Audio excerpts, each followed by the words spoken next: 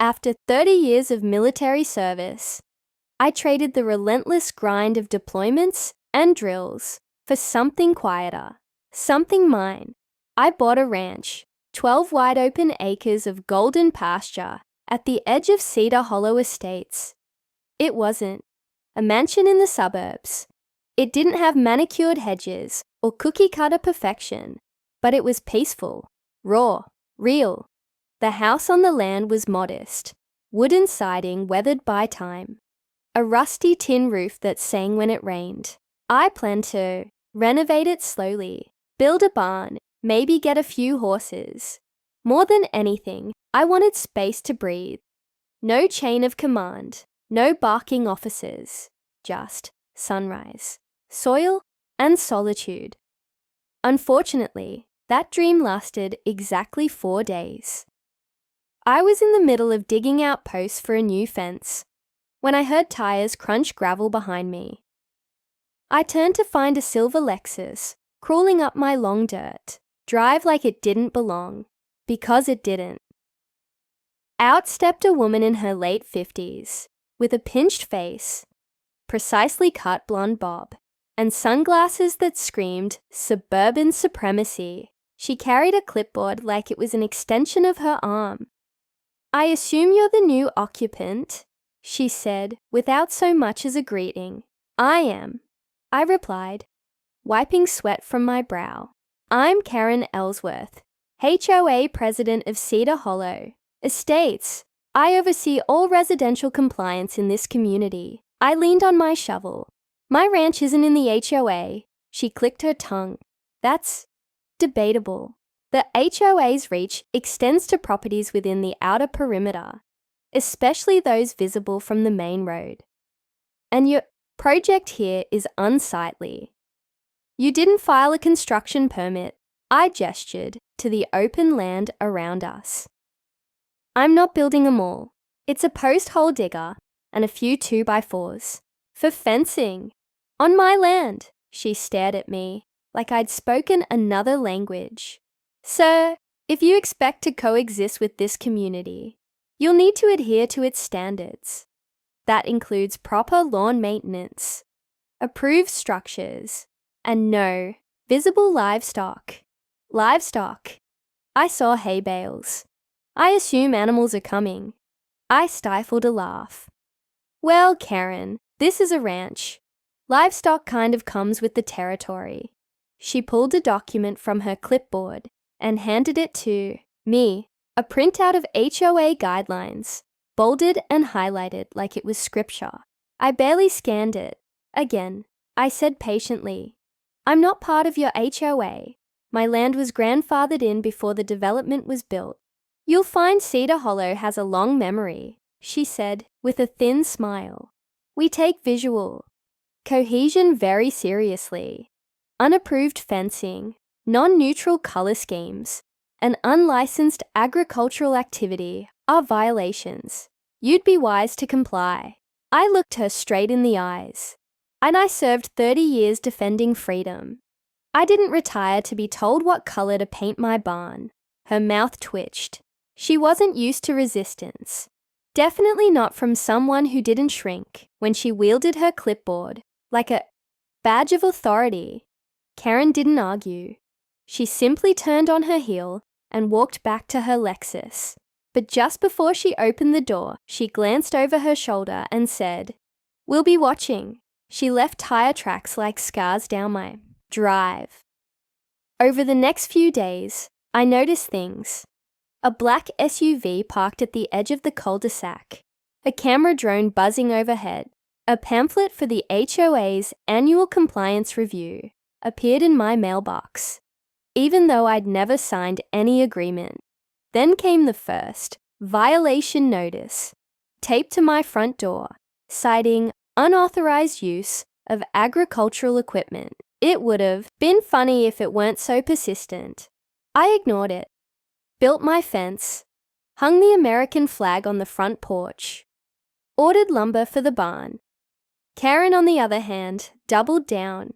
She sent me fines, called the zoning board, harassed the contractors, delivering my supplies. One evening, I found her pacing at the edge of my pasture, camera in hand, snapping photos of my tractor like it was a criminal. But the line was crossed when I came home from the hardware store and found my front gate locked with a thick new padlock, a neon orange sticker read, "Property in violation. Subject to enforcement." That was the day I realized this wasn't just HOA posturing. Karen was trying to break me, but she'd picked the wrong man because I hadn't survived war, bureaucracy, and politicians to surrender to a woman with a rule book and a God complex. And I had something she didn't know, a son who wore a badge, to be continued. The padlock on my gate was more than a cheap piece of metal. It was a message. One Karen thought would humble me. Instead, it lit a fuse. I didn't call her, didn't storm over to her prim little lawn with a pair of bolt cutters and fury in my eyes. I called the county office instead. The clerk there confirmed what I already knew. My property lay outside the HOA's jurisdiction. No fines, no oversight, no authority. Then I made one more call to my lawyer. By the time I'd cut the lock and tossed it into the fire pit behind my barn, Karen had already arrived, screeching up the gravel drive like a tornado in heels. Her phone was out before she even stepped from the car. "You're tampering with official HOA property," she shouted, filming me like she was the star of a reality show, and I was the villain. I didn't flinch.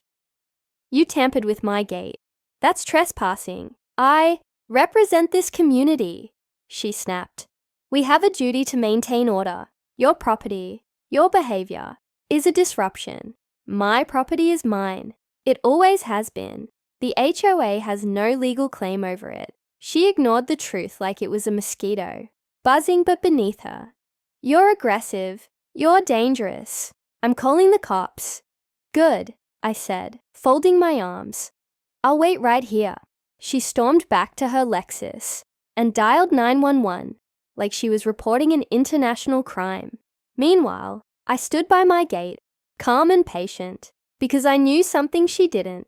The law was on my side, and more importantly, so was someone else. Karen wasn't working alone, of course. Within days, the entire HOA board had rallied to her cause. Flyers circulated warning neighbors about unauthorized structures and non-compliant land use. One pamphlet featured a blurry drone photo of my barn under construction with the caption, "Is this what we want our neighborhood to look like?" Paranoia spread faster than weeds. I caught neighbors driving slowly by, phones held up, snapping pictures through their tinted windows. Someone even dumped garbage near my pasture fence. An anonymous protest or a coward's warning. Either way, I picked it up, burned it, and went back to hammering beams. I wasn't a man easily rattled, but even I could feel the weight building. Karen had turned this into a war of attrition. Her strategy wasn't legal. It was psychological. Exhaust, isolate, intimidate, but I'd survived worse. I'd faced IEDs and insurgents, HOA politics, child's play by comparison. Still, I needed backup, not legally, not militarily, but emotionally. So I called my son. Daniel had moved 2 counties over after joining the sheriff's department. He worked patrol, loved his job, and stayed mostly out of neighborhood drama. I hadn't told him much about Karen, thinking I could handle it on my own, but now, I needed him to know what was going on, just in case this spiral turned dangerous. "Sounds like a real piece of work," he said after I laid it all out. "Want me to come out?" "Not yet," I said. "But thanks for being there." 2 days later, the moment I'd been waiting for arrived. It was a warm, dusty morning. I was feeding the chickens when I saw 2 sheriff cruisers pull into the driveway, lights on, sirens off. Karen's car was right behind them, her camera already rolling. Her lips curled into a self-satisfied grin. This wasn't about the law. This was theater. She marched up beside the deputies, shouting to them, and her phone, "That's him, that's the man violating county codes and endangering this community. I have evidence." The senior deputy, a weathered man with a slow, southern drawl, looked from her to me and back again. "Ma'am," he said carefully, "we'll handle this." And then the second deputy stepped out of the other cruiser. Tall, broad-shouldered, mirrored sunglasses, reflecting the sunlight, my son. Karen's triumphant smile froze mid-sentence. Daniel's brow furrowed as he took in the scene. His father, in work boots, sweat on his brow, and a woman pointing fingers like she owned the world. His voice was calm, but it cut through the air like a blade. "Dad, what's going on here?" Karen blinked. "Wait, Dad?" Daniel turned to her, his jaw tight. "You called the sheriff on my father," Karen sputtered. He's trespassing, building illegally, threatening. He owns this land. It's not under HOA control." Karen tried to speak, but her words stumbled over each other like dominoes. And for the first time since this war began, she didn't look sure of herself. To be continued. The moment Daniel stepped out of that cruiser, the air shifted. Karen's superiority, once worn like armor, began to crack. Her eyes bounced between me and my son, searching for a thread to tug that might restore control, but control was slipping. Fast. Daniel removed his sunglasses slowly. His expression was unreadable, but I knew that look. Calm surface, calculating beneath. He'd inherited that from me and sharpened it during his time in law enforcement. "Ma'am," he said, turning to Karen, "can you explain exactly what you're accusing my father of?" Karen stiffened. "I had no idea he was your father. That's a conflict of interest. He's been violating HOA guidelines, building structures without permits, storing farm equipment in plain view. And this morning, he destroyed property by cutting an HOA padlock." I stepped forward. "That padlock was on my gate, on my land, illegally placed by someone who doesn't have jurisdiction here." Daniel looked at me, then back at her. "And you admit to placing the lock?" She fumbled. "Well, technically yes, but that's tampering with private property," Daniel said, his tone cooling, "which is a misdemeanor in this county." Karen's mouth opened, but nothing came out. The senior deputy, still leaning against the cruiser, scratched his chin. "I pulled up the parcel map before we came out here. This ranch doesn't fall under HOA regulation. Never has. It's grandfathered in." "Karen, you were warned about that 2 months ago." "I was told that might be the case," she snapped. "No, ma'am," the deputy said firmly. "The county record is clear. Your board has no authority here." Karen pivoted like a trapped animal, thrusting her phone forward.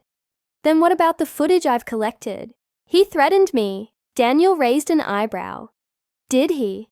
"He was intimidating. You approached him. On his land. Repeatedly." "Ma'am, I have hours of surveillance here.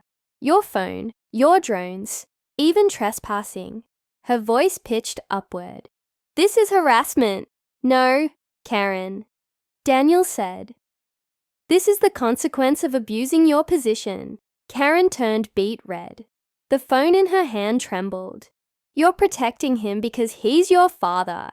I want another deputy. Someone unbiased." Daniel didn't flinch. "You're welcome to file a complaint at the station. But until then, you're going to have to leave this property." "I will not." Daniel stepped forward. "Ma'am, I'm giving you a lawful order. If you refuse, I will have no choice but to cite you for trespassing and obstruction." You could almost hear the gasp in her throat. She looked at the other deputy for backup, but he just shrugged. Karen's power, the clipboard, the threats, The endless notes meant nothing out here. Not anymore. This isn't over, she hissed. Actually, Daniel said, calmly pulling out a citation booklet. It might be. Karen snatched her phone, turned sharply, and stormed back to her car, her heels sinking slightly into the soft earth. The engine of her Lexus whined as she tore down the gravel road, leaving a cloud of dust in her wake. Daniel turned to me, blowing out a breath. You should have told me earlier. I smirked. Didn't want to drag you into HOA drama. Well, he said, scribbling something onto the citation pad. Next time they call, I'm assigning myself. The other deputy chuckled. Can't believe I just watched the HOA queen get shut down by her own badge fantasy. Ironic, I muttered. That evening, word spread like wildfire. Several neighbors, ones who had avoided me for weeks, drove by and gave hesitant waves. A few even stopped to ask if I needed help with the barn. Turns out, Karen's reign had ruffled more feathers than mine.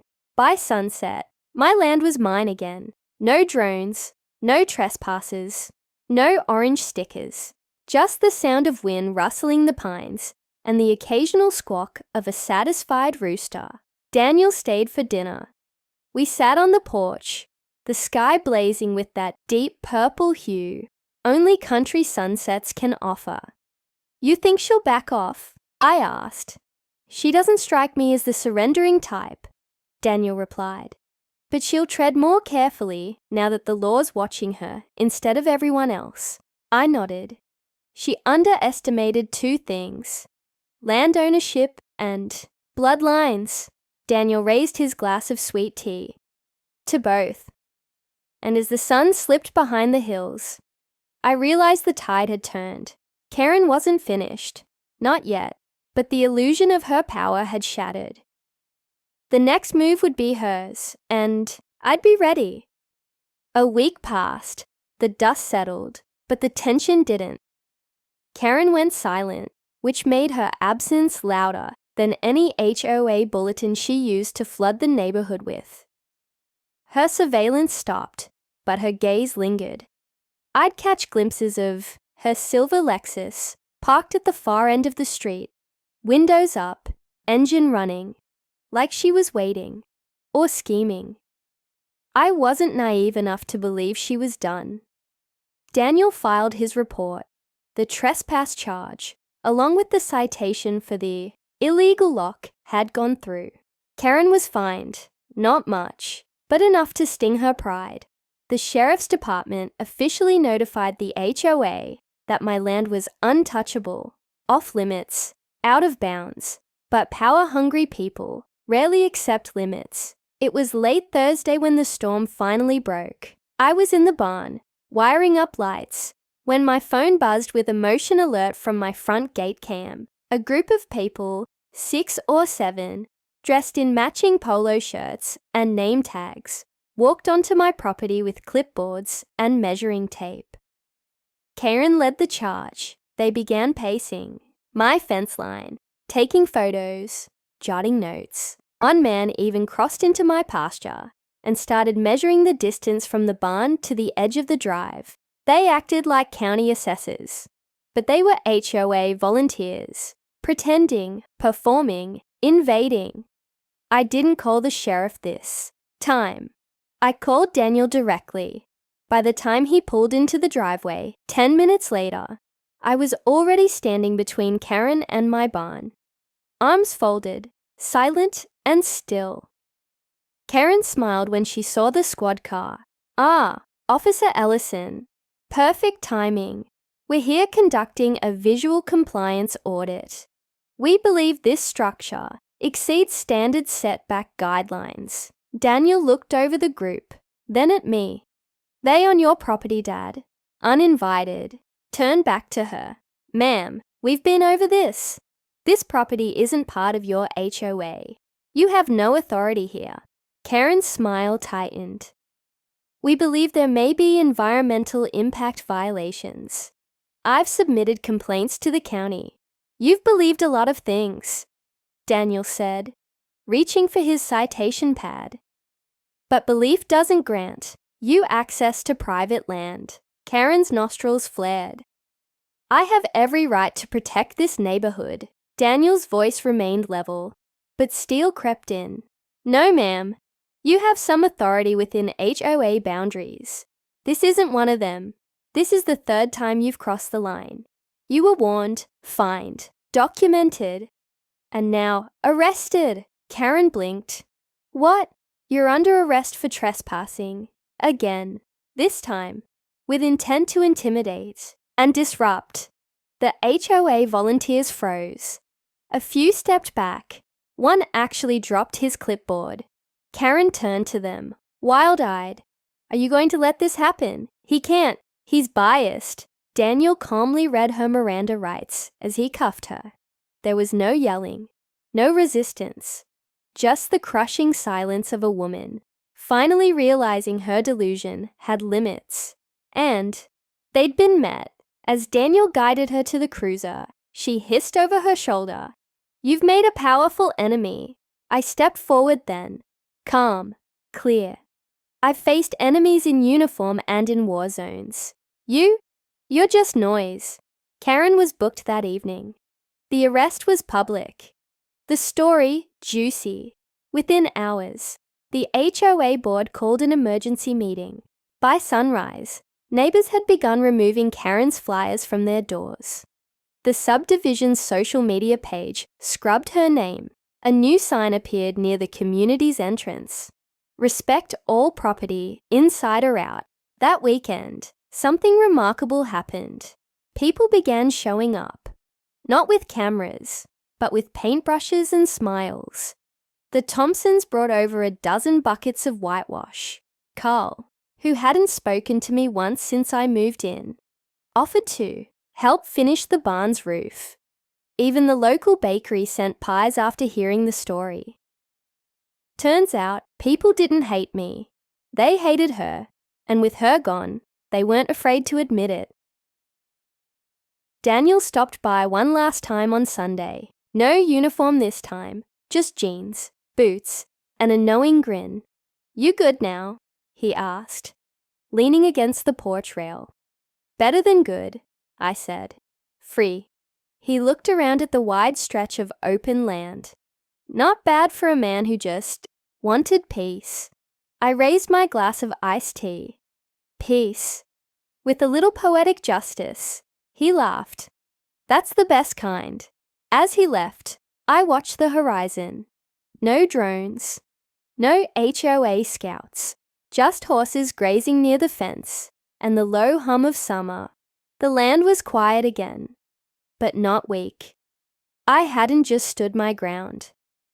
I'd reminded the HOA and Karen that out here, where the soil's real and the sky's wide, freedom has teeth. And sometimes it wears a badge.